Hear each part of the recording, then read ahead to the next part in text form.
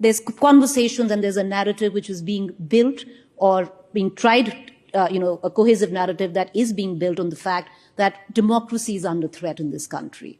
What do you make of it? Democracy is not in peril, the Congress party is. I'm sorry, those who perish cannot subjugate the aspirations of India and connect it to their own political aspirations.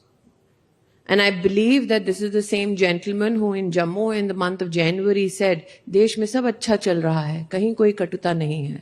So will the real gentleman please stand up?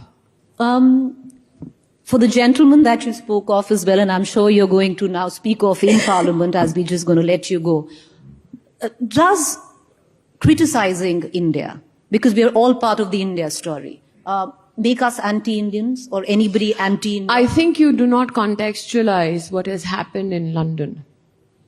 There was a congressman in the audience in England who advised the gentleman concerned that there have been members of your family who have lost power, but they have never derided or belittled India overseas. That gentleman, given his legacy and his relationship with the Gandhi family, gave well-founded advice. That advice was not taken is a choice that the gentleman exercised. But it is my choice as an Indian to not accept that kind of behavior. That the gentleman has to be even tutored to do a press conference gives me an assumption that the gentleman concerned would take a position not out of concern for one's country, but out of concern for one's political legacy. And if there is one election, if you want to forget what happened in 2014 and 2019, but if there is one election that can tell the gentleman concerned that you need to wake up and smell the political coffee, it is the elections that have transpired in the Northeast, where the Northeast has resolutely voted for the Bharatiya Janata Party. States which are not Hindu-dominated have voted for the Bharatiya Janata Party. Because Antogatva, development works.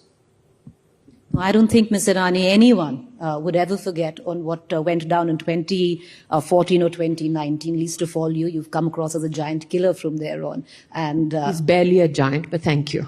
No, that's... Well,